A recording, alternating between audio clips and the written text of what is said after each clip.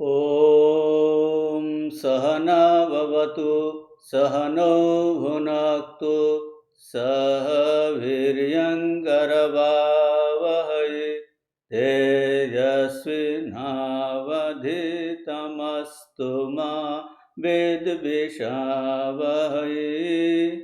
ॐ शान्ति शान्ति शान्तिः। हरिः ओम। कठोपनिषद प्रथम बल्ली मंत्र नम्बर 10 1110 एखान थेके आजके आमादेर हबे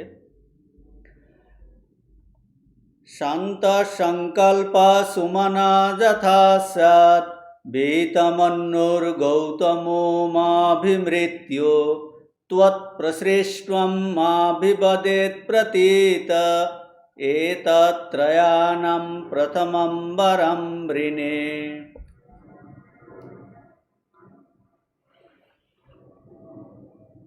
तो प्रसंग चलছে এই প্রথম বল্লিতে যে আখ্যায়িকার কঠোপনিষদের আখ্যায়িকা যম নচিকেতা সংবাদ।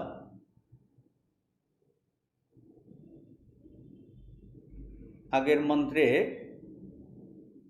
যমরাজ নচিকেতাকে তাকে খুশি করার জন্য এই তিনটে বর দেবেন এটা বলছেন, যে যমরাজ নচিকেতাকে তিনটে বর দিতে চাইলেন। তো নচিকেতারা খুব ভালো অফার পেয়েছেন এবং নচিকেতা খুব সুন্দরভাবে এই তিনটি বর ইউটিলাইজ করেছেন। আমরা গত মন্ত্রে দেখলাম বর মানে বরণ করা, মানে নিজের অভিপ্রেত বস্তু চেয়ে নেওয়া, নিজের অভিলাষা প্রকট করা। তো এই নচিকেতা কি চাইছেন? এখন তিনটে বর দেবেন। প্রথম বর নচিকেতা চাইছেন যে কি চাইছেন তিনি? প্রথম অভিলাষা যা ব্যক্ত করেছেন তা নিজের জন্য নয়। খুব সুন্দর নচিকেতার যে চিন্তাধারা দেখা যাচ্ছে। যেমন কোনো ধার্মিক সজ্জন ব্যক্তি প্রথম উপার্জিত অর্থ দেবতা, মাতা পিতা বা গুরুজনদের সেবায় লাগায়, সেই রকম নচিকেতার কি বরাদ্দ মিলেছে? তিনটে বর মিলেছে। সে তার সঠিক বিভাগ করেছেন যে প্রথম বরদান পিতার মঙ্গল কামনায়। পরে আমরা দেখব দ্বিতীয় বরদান সাধারণ পৃথিবীর মানুষের জন্য এবং তৃতীয় বরদান যে শ্রেয় প্রাপ্তির জন্য, তার নিজের শ্রেয় প্রাপ্তি, পরম পুরুষার্থের সম্বন্ধে। তো নচিকেতা কি চাইছেন? যে পিতা তাকে কি বলেছিলেন, মৃত্যবে ত্বা দদামি, তোমাকে মৃত্যুকে দান করছি, সেই পিতার জন্য নচিকেতা প্রথম বরটি চেয়েছেন। এ থেকে পরিষ্কার বোঝা যাচ্ছে যে নচিকেতা সত্যিকারের একজন অধ্যাত্ম পিপাসু, জিজ্ঞাসু। সে নিজের হৃদয়ে কোনো কলুষতা রাখেন না এবং অন্যের হৃদয়েতেও যাতে কোনো কলুষতা না থাকে তার জন্য সে যত্নবান। আরও একটা জিনিস লক্ষ্য করার, যে নচিকেতা যে কর্তব্য পালনের জন্য অর্থাৎ পিতার সত্য রক্ষার জন্য যমের কাছে এসেছেন, এখানেও পুত্র হিসেবে প্রথম কর্তব্য এই পিতার মঙ্গল করার প্রচেষ্টা, সেটা সে সুন্দর করে পালন করছেন। এই তিনটি বর পাওয়ার অপূর্ব সুযোগ পেয়েই প্রথমেই তার পিতার কথা মনে পড়ল। তার যে ক্ষুণ্ণ মনের কথা তার হৃদয়ে ভেসে ওঠে, যে পিতা তাকে রোষ বশে অর্থাৎ ক্রোধ বশে ভগ্ন হৃদয়ে এই যমের বাড়ি পাঠিয়েছেন। আর তাছাড়া সন্তানকে হারিয়ে তিনি বেদনা বোধ করছেন, দুশ্চিন্তা তো তার আছেই। সুতরাং নচিকেতা বলছেন এখানে, এই বর্তমান মন্ত্রে কি বলছেন? মৃত্যু গৌতম যথা শান্ত সংকল্প সুমনা বীতমন্যু স্যাৎ। মৃত্যু মানে এখানে সম্বোধন করছে, হে নচিকেতা এই যমরাজকে সম্বোধন করে বলছেন, হে মৃত্যু অর্থাৎ হে যমরাজ, আমার পিতা গৌতম আমার জন্য যেসব মানসিক উদ্বেগ দুশ্চিন্তা ভোগ করছেন তা যেন বিদূরিত হয়, অর্থাৎ আমার সম্বন্ধে তিনি যেন উৎকণ্ঠা শূন্য হন, সেটা বলছেন শান্ত সংকল্প স্যার। আর কি বলছেন? সুমনা মানে আমার প্রতি তিনি যেন প্রসন্ন মনা হন, অর্থাৎ আমার প্রতি যেন প্রসন্ন থাকেন। আর কি বলছেন? পিতা যেন ক্রোধমুক্ত হন, বীতমন্যু, পিতা যেন ক্রোধমুক্ত হন। তারপর আর লাস্ট শেষে আর কি বলছেন? বলছেন ত্বৎ প্রসৃষ্টম মাভিবদেত প্রতীত। আর আপনি আমাকে যখন ফেরত পাঠাবেন, অর্থাৎ আপনার থেকে ফিরে গেলে পিতা যেন আমাকে চিনতে পারেন, পিতা যেন আমাকে চিনতে পারেন এবং আমার সঙ্গে কথাবার্তা বলেন, আমাকে সাদরে গ্রহণ করেন। তো নচিকেতা ধরেই নিয়েছেন যে এত খাতির করে যখন বর দিতে চাইছেন যমরাজ, তখন তাকে একেবারে শেষ করে ফেলবেন না, সুতরাং এবং ফেরত পাঠাবেন। তো নচিকেতার এই বর চাওয়ার মধ্যে এত সুন্দর রসিকতা আছে যে ধরেই নিয়েছেন যে আপনি আমাকে তো ফেরত পাঠাবেনই, পাঠালে যেন পিতা আমাকে ভালো করে চিনতে পারে, সমাদর করে, কথা বলে।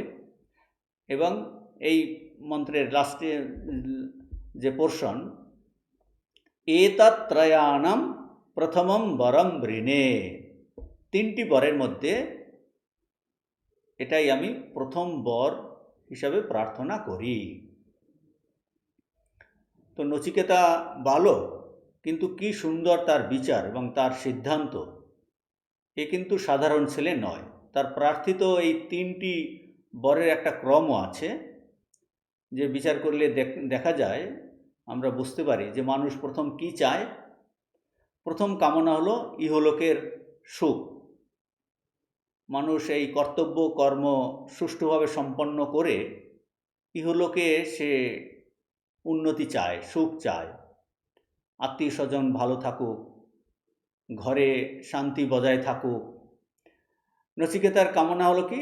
তার পিতার মঙ্গল কামনা, এবং তিনি যেন তাকে আদরে গ্রহণ করেন।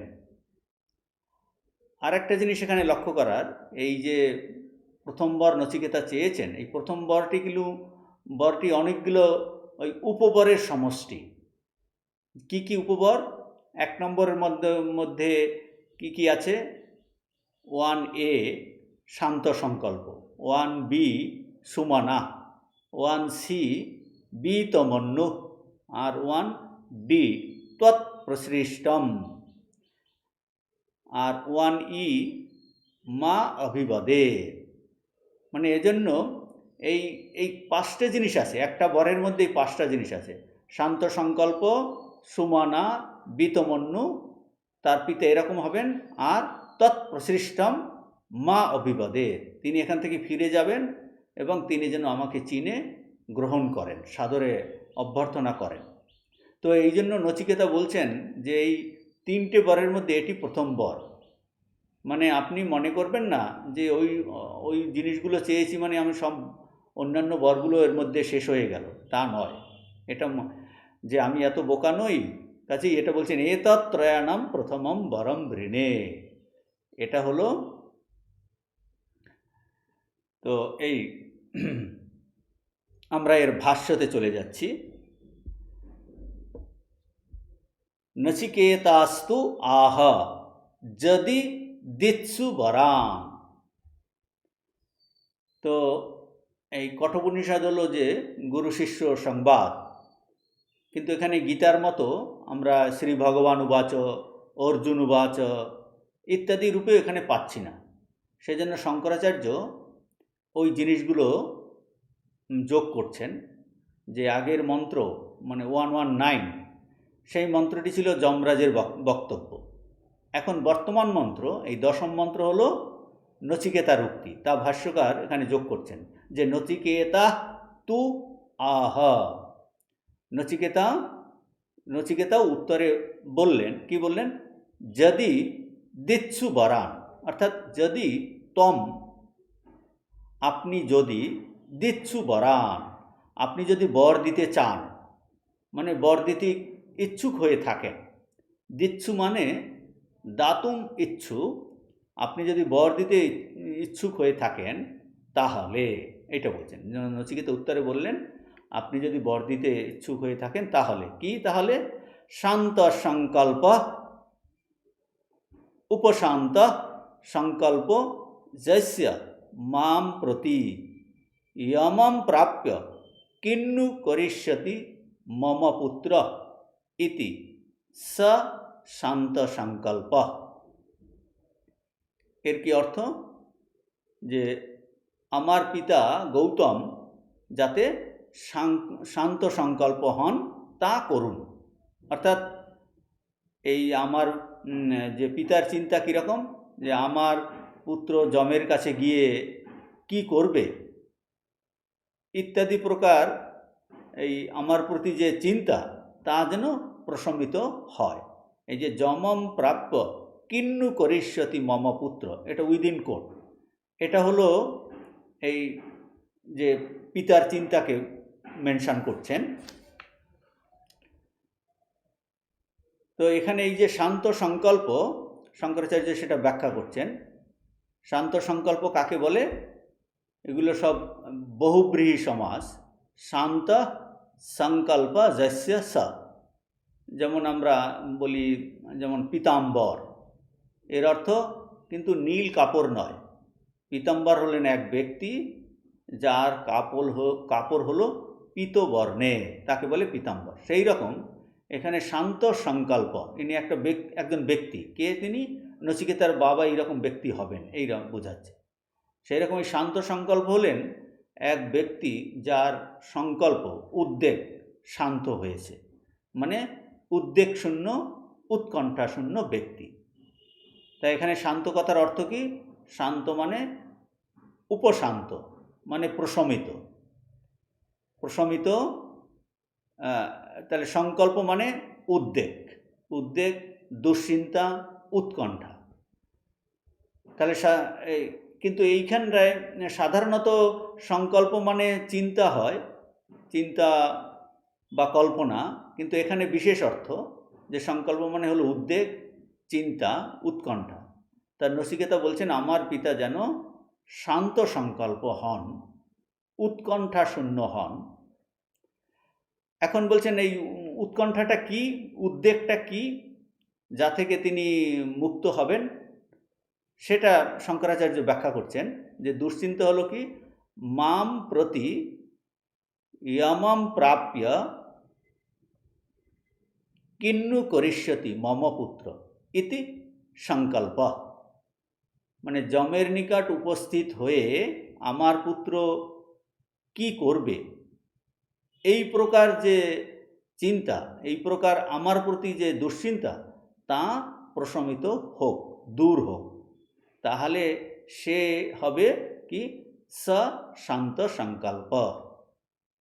মানে শঙ্করাচার্য যে নচিকেতার যে পিতার কি প্রকার চিন্তা, সেই চিন্তাটাকেও তিনি ব্যক্ত করছেন এখানটা। সেই চিন্তাটা কীরকম বলছেন?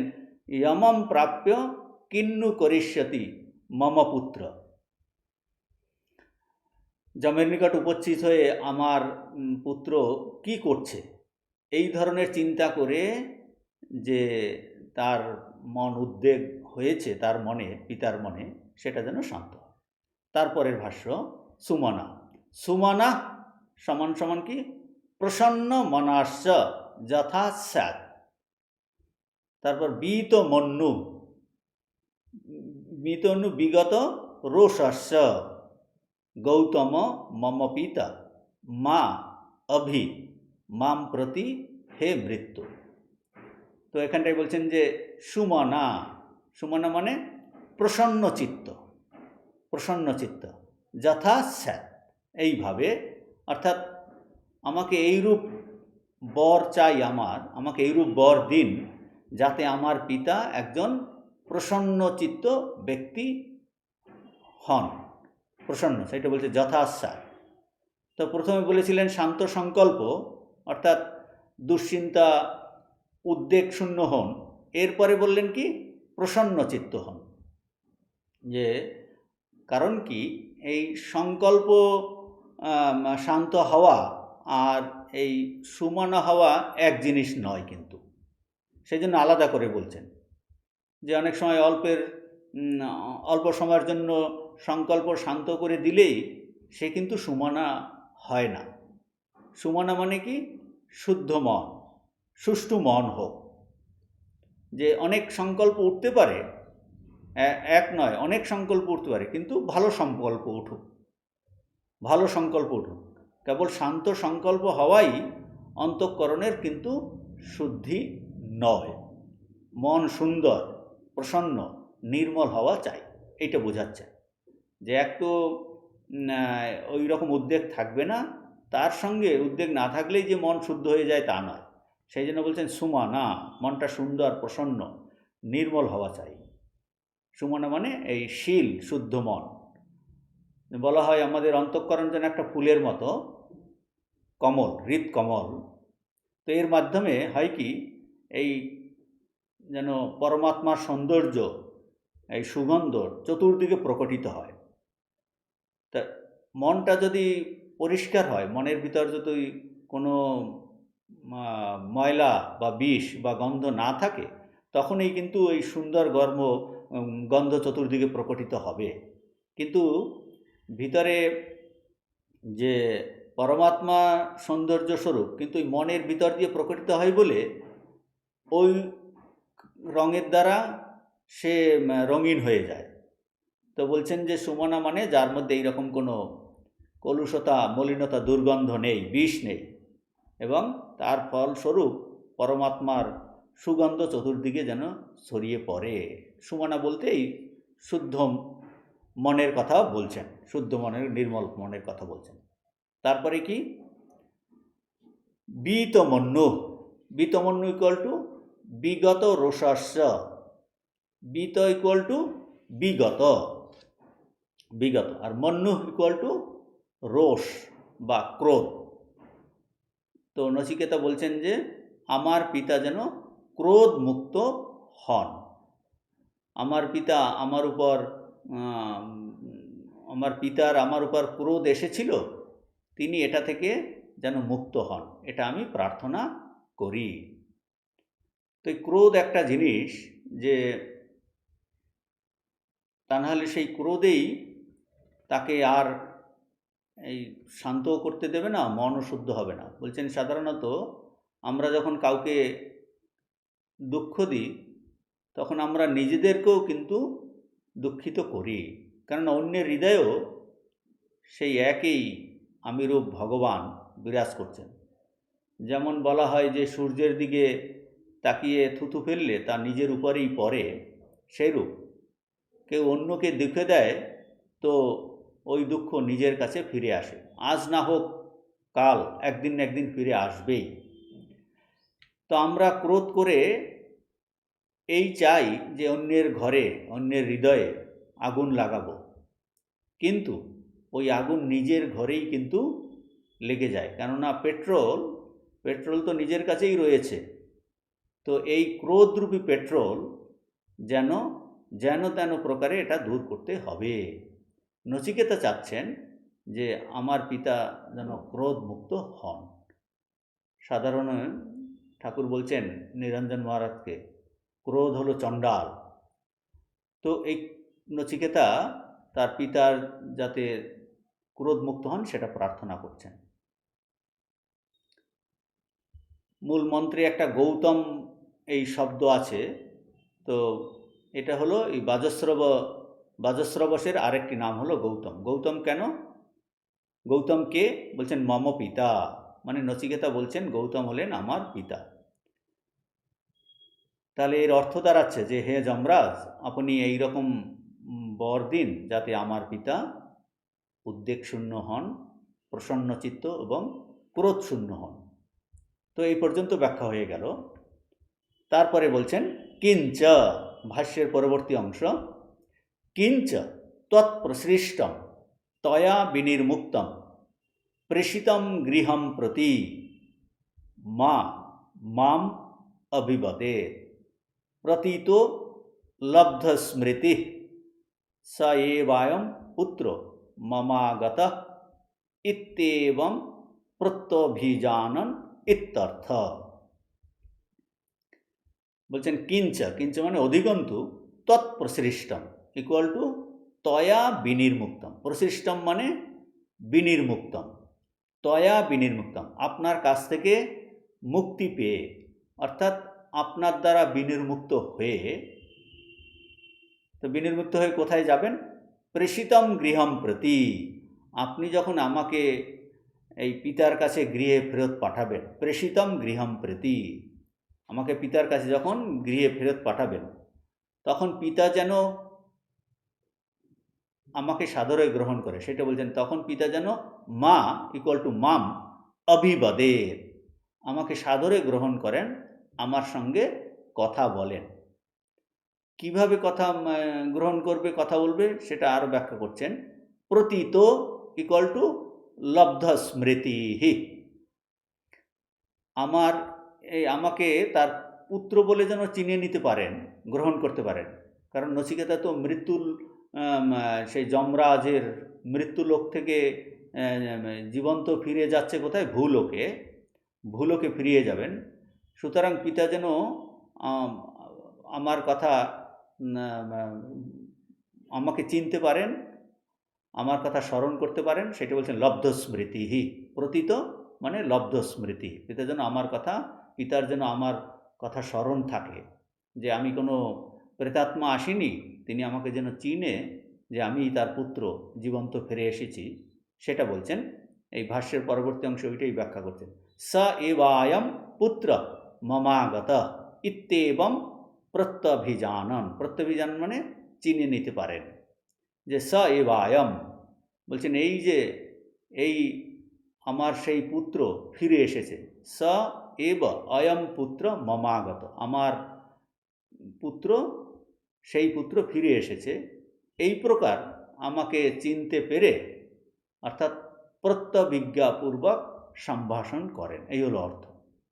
অর্থাৎ আমি কিনা কোনো প্রেতাত্মা নই, পিতা যেন বিশ্বাস করেন, যে কি বিশ্বাস করবেন, যে আমার পুত্র আমার আজ্ঞা অনুসারে যমরাজের কাছে গিয়ে সেখান থেকে ফিরে এসেছে এবং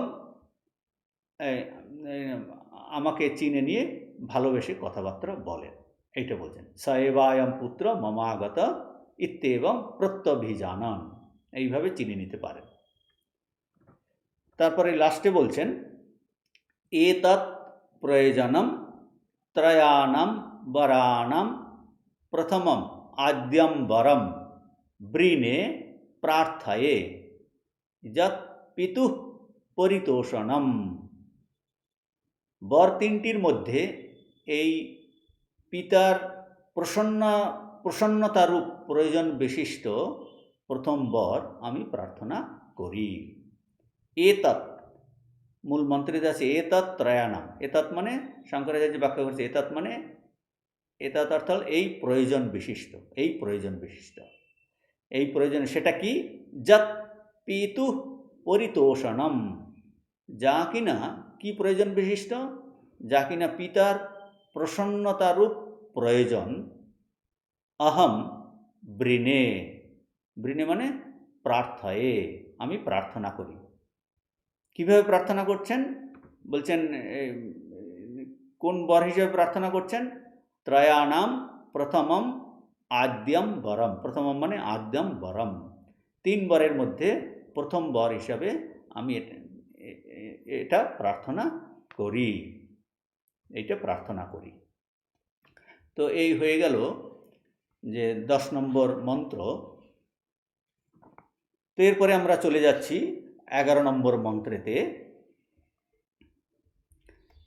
যথা পুরস্তাদ ভবিতা প্রতীত অদ্বালকির আরুণির্মৎপ্রশিষ্ট সুখম রাত্রে শয়িতাবিতমন্যু স্ত্বাম দদৃশিবান মৃত্যুমুখাৎ প্রমুক্তম। তো আগের মন্ত্রে আমরা দেখলাম যে নচিকেতা প্রথম বর চেয়েছেন, যা কিনা পিতার প্রসন্নতারূপ প্রয়োজন বিশিষ্ট প্রার্থনা ছিল। যম দেখলেন যে এ বর দেওয়া তো কিছু কঠিন নয়, তিনি খুশি হয়ে সঙ্গে সঙ্গে যমরাজ বললেন কি বললেন? অদ্বালকি আরুণি, তোমার পিতা অরুণ তনয় অদ্বালকি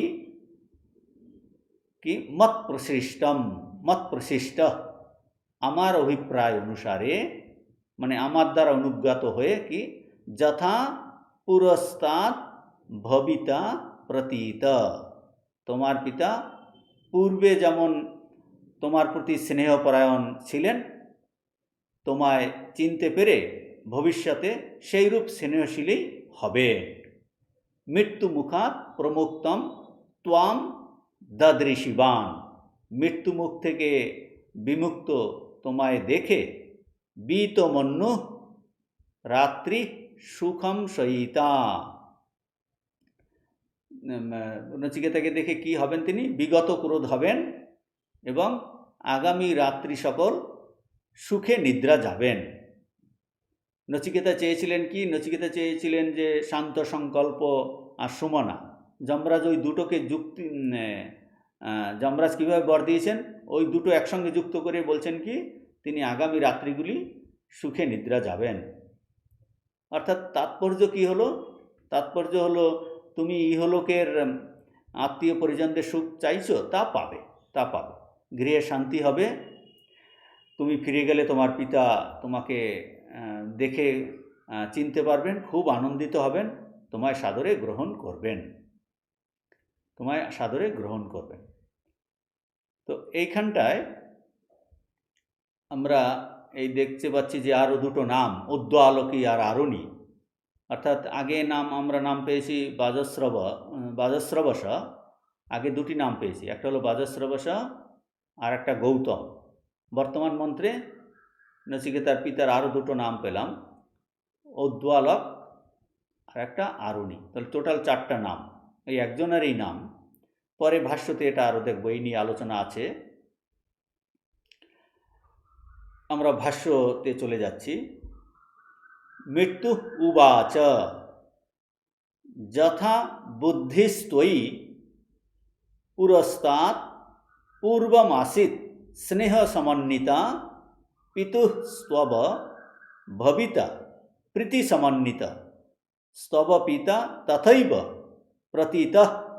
প্রতীতবান সন। যমরাজ মৃত্যুর উবাচ, যমরাজ বললেন মানে যমরাজ এখন এই নচিকেতাকে তার প্রার্থিত বর দিচ্ছেন, সেটা বলছেন। যথা বুদ্ধি তয়ি আসিত আমরা যোগ করলে অর্থ সুন্দর হবে। যথা বুদ্ধি তয়ি আসিত পিতুঃ তব, তোমার পিতার বুদ্ধি অর্থাৎ তোমার প্রতি যেমন মনোভাব ছিল, তয়ি আসিত, তোমার পিতার বুদ্ধি মানে তোমার প্রতি যেমন মনোভাব ছিল,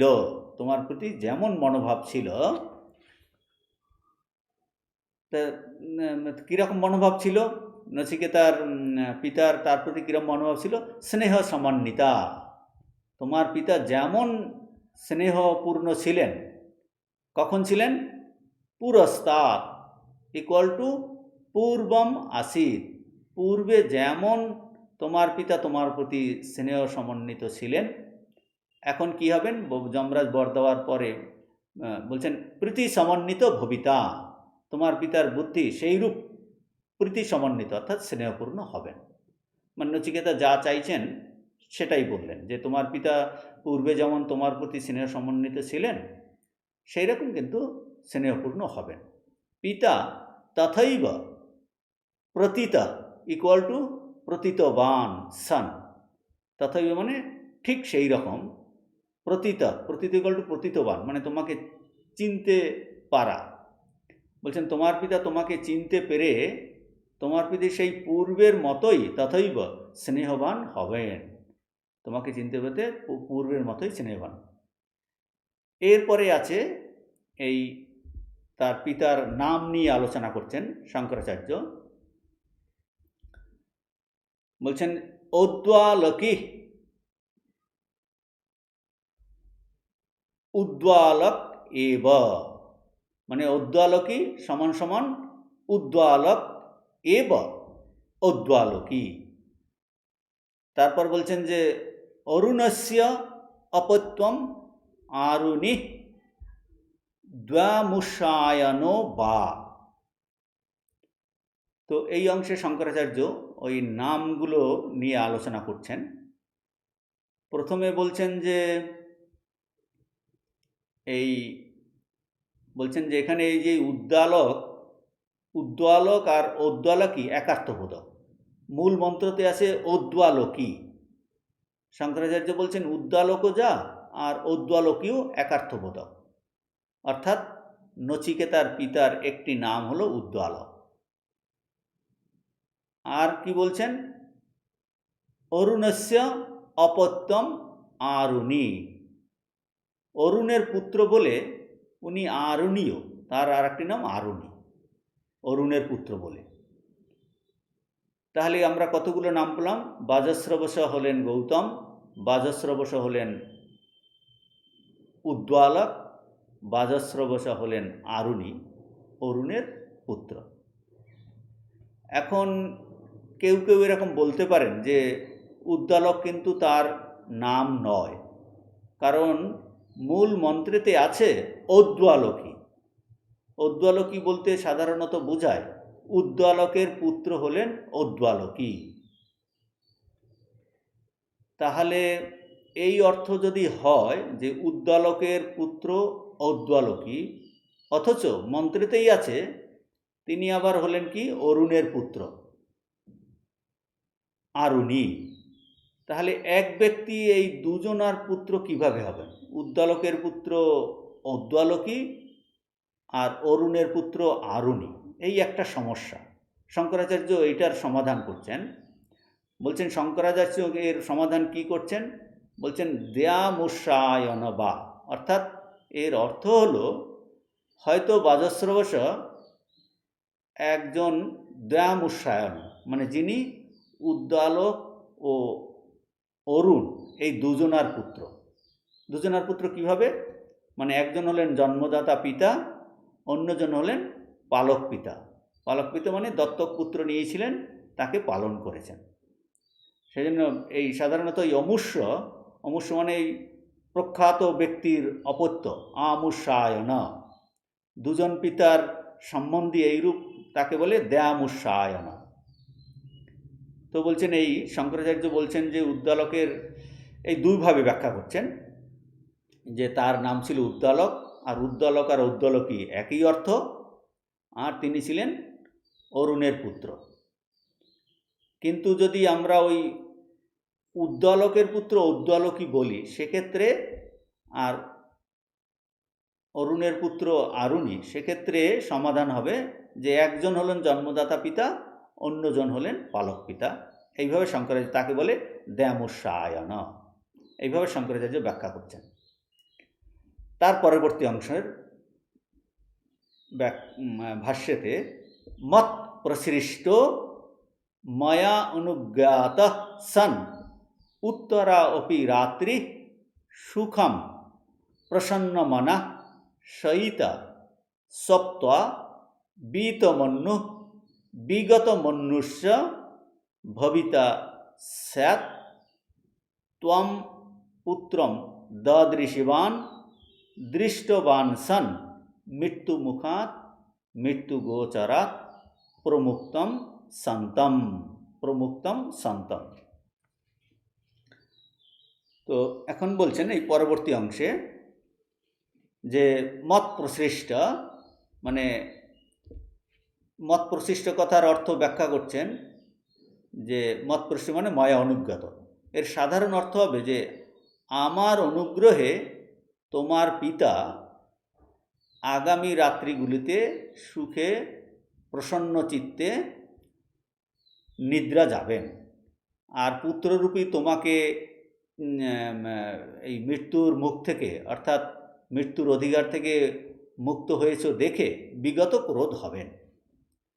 তো এখানে সমস্ত শব্দগুলোর অর্থ সংগ্রহে যে ব্যাখ্যা করতেন, মত প্রসৃষ্ট ইকুয়াল টু কি মায়া অনুজ্ঞাত সন, মানে আমার অনুগ্রহে আমার অনুজ্ঞা প্রাপ্ত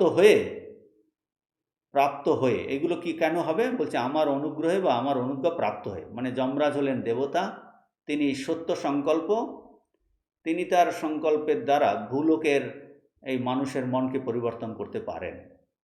তো বলছেন আমার মত প্রসৃষ্ট মানে আমার অনুগ্রহে আমার অনুজ্ঞা হয়ে কি হবে, উত্তরা অপি রাত্রি সুখম ইকুয়াল টু প্রসন্ন মনা শয়িতা ইকুয়াল টু সপ্তয়া, সপ্ত মানে নিদ্রা যাবেন।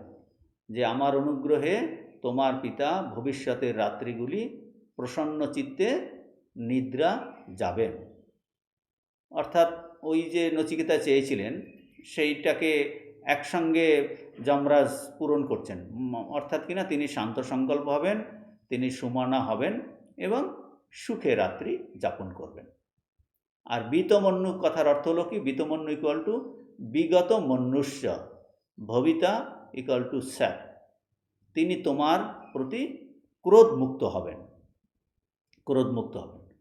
ত্বম ইকুয়াল টু পুত্রম, দদৃশিবান ইকুয়াল টু দৃষ্টবান সন, যে পুত্র তোমাকে দেখে কি হবেন, বিগত মনুষ্য ভবিতা, পুত্র তোমাকে দেখে তোমার প্রতি ক্রোধমুক্ত হবেন। কীরকম পুত্র, মৃত্যু মুখাত ইকুয়াল টু মৃত্যু গোচরাত প্রমুক্তম সন্তম, পুত্ররূপী তোমাকে এই মৃত্যুর মুখ থেকে নির্মুক্ত দেখে এই বিগত ক্রোধ হবেন। তো মূলে যে আমাদের এখানে এই শব্দটা ইম্পর্টেন্ট, মূলেতে আছে মত প্রসৃষ্টা, তার অর্থ করেছেন শঙ্করাচার্য মায়া অনুজ্ঞাত। যমরাজ বলছেন আমার অনুজ্ঞায়, মানে এই কথাটি শ্লোকের সব অংশের সঙ্গে যুক্ত করতে হবে। অর্থাৎ আমার অনুজ্ঞায় তোমার পিতা তোমাকে চিনতে পেরে পূর্বের মতো প্রীতি সমন্বিত হবেন, আমার অনুজ্ঞায় তোমাকে দেখে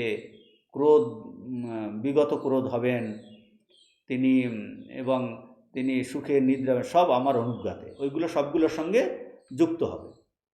যে যম হলেন জ্ঞানী এবং দেবতা, আর এই দেবতাগণের এই ধরনের শক্তি ঐশ্বর্য থাকে, কাজেই যমের ইচ্ছায় বাজস্রবের অসন্তোষ চলে গিয়ে এই সন্তোষ সিদ্ধ হবে। এটাই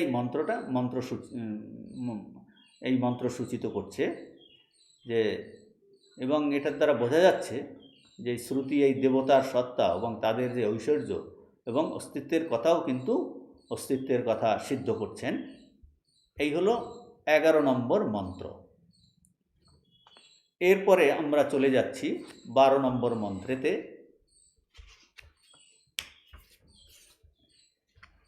12 নম্বর মন্ত্রে বলছেন, স্বর্গে লোকে ন ভয়ং কিঞ্চনাস্তি ন তত্র ত্বং ন জরয়া বিভেতি উভেতির্ত্বশনায়া পিপাসে শোকাতিগো মোদতে স্বর্গলোকে।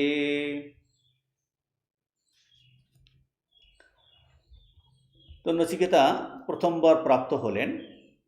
তাহলে আমরা দেখলাম যে প্রথম বর হলো ইহলৌকিক সুখ। এই জগতে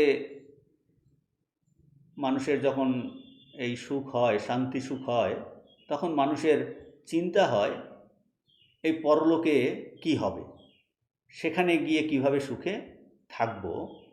অর্থাৎ পারলৌকিক বা পারত্রিক, ইহলৌকিক আর পারলৌকিক, সেখানেও সুখ চাই।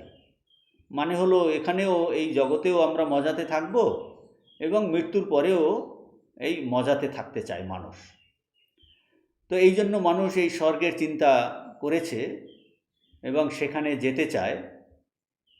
আমরা দেখব যে বেশিরভাগ মানুষের এই যে আকাঙ্ক্ষা, যে তা কিভাবে পূরণ হতে পারে তার উপায়ের কথা নচিকেতা এই দ্বিতীয় বরে প্রার্থনা করেছেন।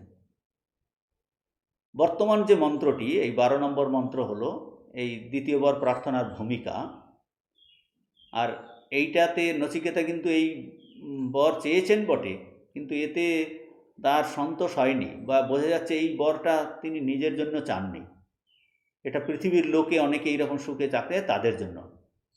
তো এটা ভূলোকের এই মানুষের হিতের জন্য এ হলো স্বর্গ প্রাপ্ত করার উপায়, যে অগ্নিবিদ্যা সম্বন্ধে, যাতে মানুষ পুণ্যকর্ম করে, ধর্মকর্ম করে, অগ্নি উপাসনা করে এবং পরলোকে সদ্গতি প্রাপ্ত হয়।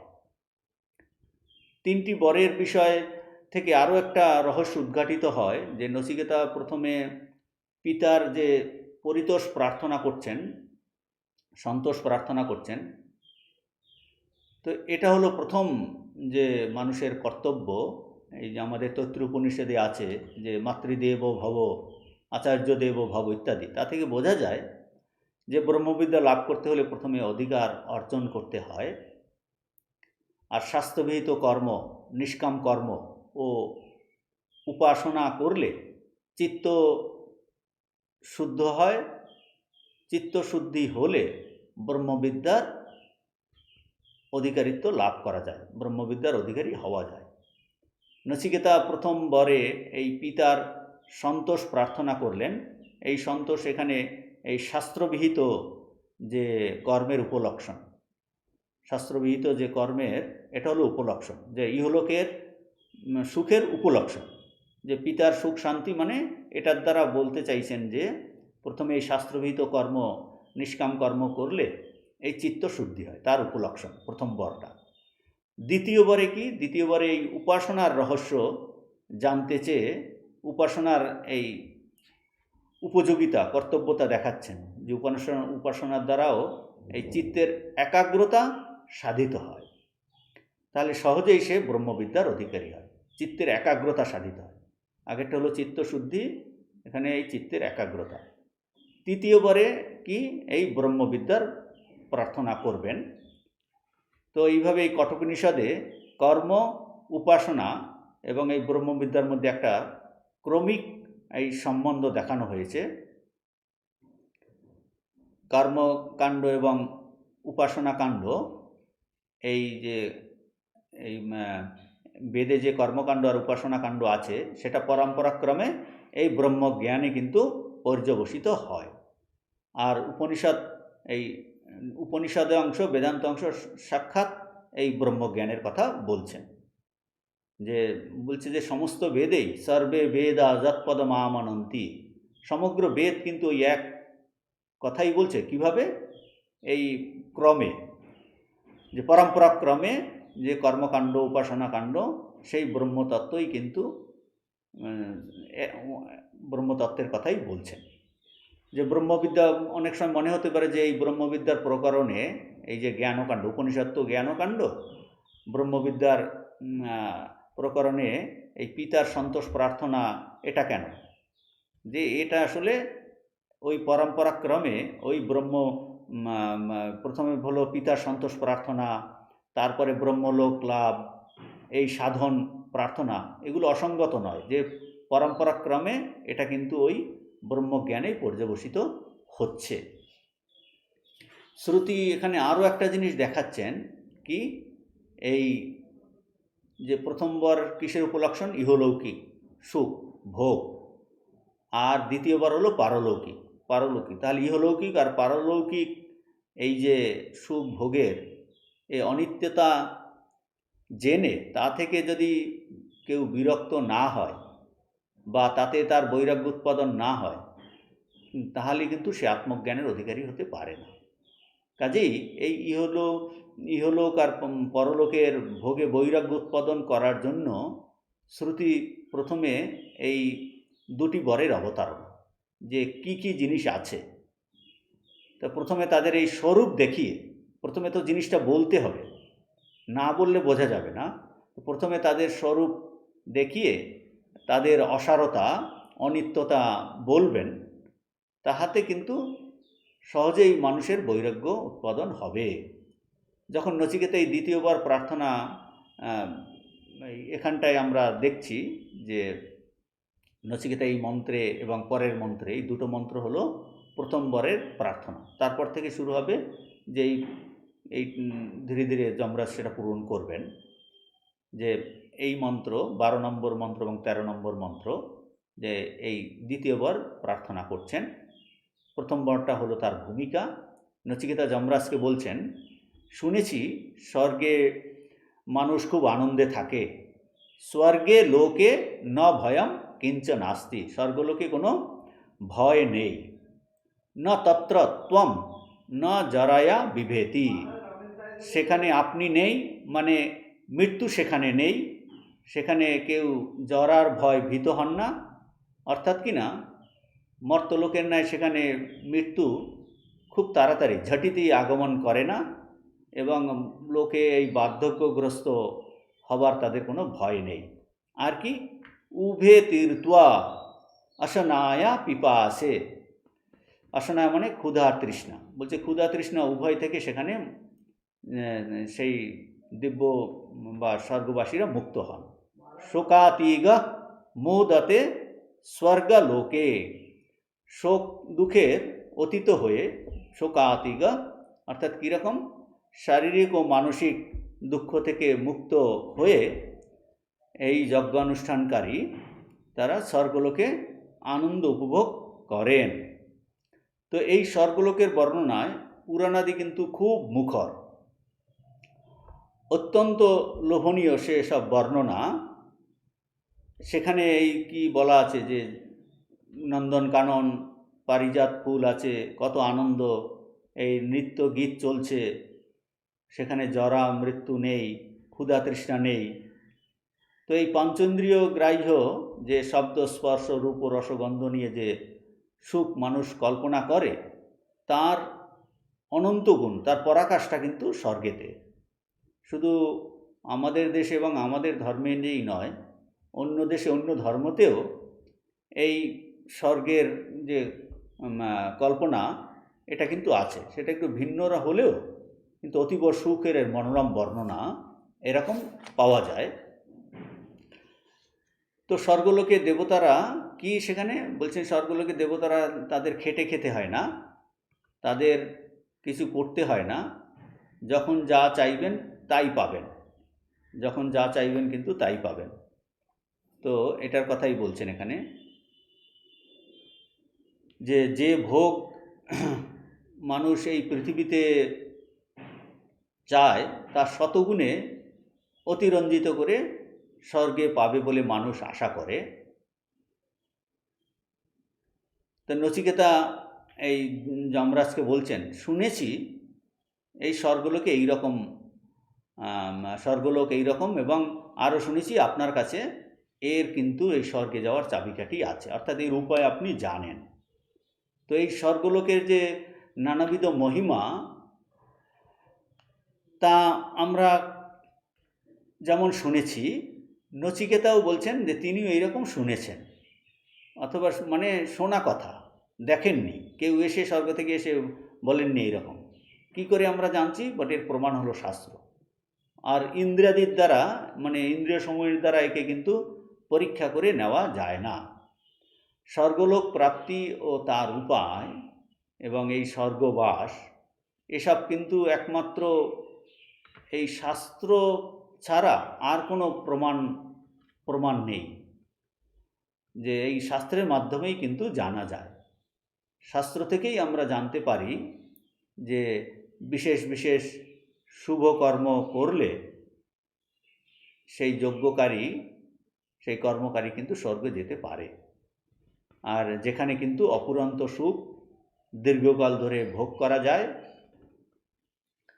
এখন মানুষ ভাবছে যে এইরকম সে শুনেছে, শাস্ত্রেতে পড়েছে, তো ভাবছে সেখানে যাব না কেন। তো মানুষের এই আশা পূরণের উপায় শাস্ত্র বলে দিচ্ছেন। এরকম আছে যে সুবর্গ কাম যাজেত, স্বর্গ কামনা করে যাগ করবে। এই জন্য এই সমযাগ, প্রচুর যাগের কথা বলা আছে, প্রভৃতি অনেক প্রকার যাগ আছে যা করলে স্বর্গে যাওয়া যায়। যেমন নচিকেতার বাবা এই যে বিশ্বজিৎ যাগ করছেন, যে এরকম বলা আছে বিশ্বজিৎ যাগে সে সমস্ত পৃথিবীর সে আদি অধিপতি হবে। তো এইরকম অনেক যাগের কথা বলা আছে। তো এইভাবে তাতে কি হচ্ছে, এইভাবে মানুষ এই শাস্ত্রর দ্বারা আকৃষ্ট হয়ে শাস্ত্রের যে নির্দিষ্ট প্রণালীতে এই জীবনকে পরিচালিত করতে তারা চেষ্টা করেন। আর এই শাস্ত্র এই স্বর্গকে প্রতিপন্ন করেন। যেমন শাস্ত্র এই দেহান্তর্গামী আত্মা আছেন তাকে যেমন প্রতিপন্ন করেন, সেরকম স্বর্গেও প্রতিপন্ন করছেন। তাহলে তাছাড়া কিন্তু আমাদের আর কোনো জানার উপায় নেই। যারা আস্তিক অর্থাৎ এই বেদেতে বিশ্বাস করেন, বেদশাস্ত্র মানেন, তারা এই শাস্ত্রের প্রমাণ নেই এইসবের সত্যতা স্বীকার করেন এবং এ সম্বন্ধে তারা সন্দেহ করেন না। এই রকম নচিকেতাও কিন্তু এই বেদবিদগণে শুনেছে বা তিনি পড়েছেন, তাই যমের কাছে এই স্বর্গে যাওয়ার উপায় জিজ্ঞাসা করছেন এই দ্বিতীয় বরে। তাতে এই স্বর্গলোকের স্তুতি করছেন, প্রথম কি কি স্বর্গ সম্পর্কে আমাদের ধারণা। তো ভাষ্যতে বলছেন,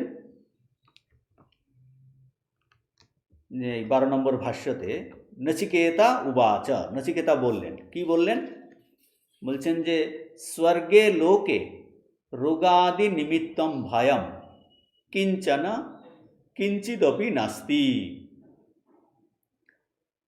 নচিকেতা বললেন স্বর্গলোকে এই ভয় কি, ভয়ের ব্যাখ্যা করছেন, ভয় ইকুয়াল টু হলো রোগাদি নিমিত্তম ভয়ম, কিঞ্চন মানে কিঞ্চিদ অপি নাস্তি। স্বর্গে লোকে ভয়ম নাস্তি, ভয়ম মানে রোগাদি নিমিত্তম ভয়ম। স্বর্গাদি দিব্য লোকে এই রোগাদি নিমিত্ত ভয় কিঞ্চিত অপি নাস্তি, কোনো ভয় নাই। তো এইটাই, এই জগতে তো আমরা লোক মানুষ রোগগ্রস্ত হচ্ছে কত কি, বলছি রোগ হবে না, রোগাদি নিমিত্ত ভয় হবে না। রোগ থেকেই তো মানুষের ভয়, যে এই রোগ হলে যদি মরে যায়। তো স্বর্গের ধারণা কি, এই রোগাদি নিমিত্তম ভয় কিন্তু সেখানে নাই।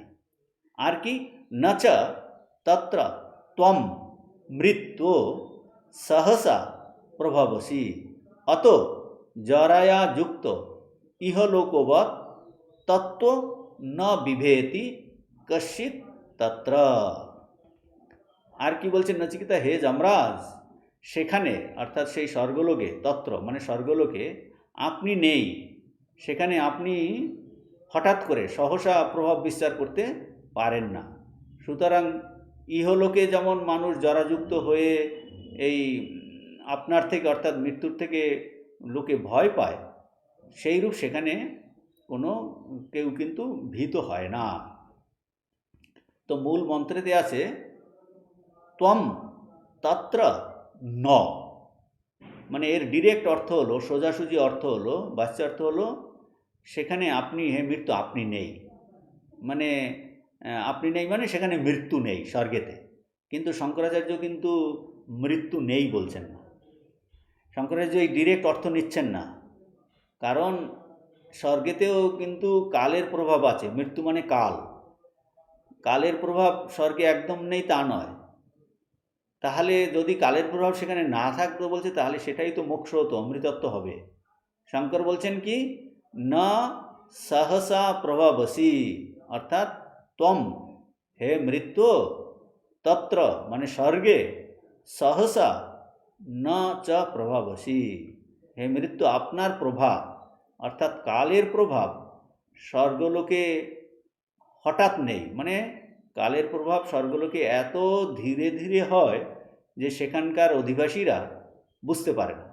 সহসা মানে হঠাৎ করে, হঠাৎ করে আপনি ন প্রভাবসি সেখানে প্রভাব বিস্তার করেন। মানে এই ভূলোকে আমরা হয়তো 100 বছর, সেখানে কোটি বছর, কাজেই কোটি বছরের পর এই কর্মফল শেষ হয়ে গেলে সেখান থেকে ফিরে আসে। কিন্তু এখানের মতোই জরাযুক্ত হয় না। মানে বলতে চাইছেন যে ওখানেও কালের প্রভাব আছে, ওইটা কিন্তু অনন্ত নয়, কালের প্রভাব আছে। সেই জন্য শঙ্করাচার্য খুব সুন্দর ব্যাখ্যা হচ্ছে, সহসা না প্রভাবসী, আপনি হঠাৎ করে সেখানে হাজির হতে পারেন না। যে খুব ধীরে ধীরে মানুষ সেটা বুঝতেই পারে না। অর্থাৎ যেহেতু আপনার প্রভাব অর্থাৎ কালের প্রভাব সেখানে খুব ধীর, সেই জন্য তাতে কি হয়েছে, জরায়া যুক্ত ন ভবতি, সেই জন্য মানুষ জরাযুক্ত হয় না। এখানে তো প্রতি মুহূর্তেই আমরা জরাযুক্ত এবং রোগগ্রস্ত হচ্ছি, তো বলছে সেই জন্য মানুষ কিন্তু জরাযুক্ত হয় না। যেহেতু জরাযুক্ত হয় না, তাই ইহলোকবৎ তত্ত্ব ন বিভেতি কশ্চিৎ এব।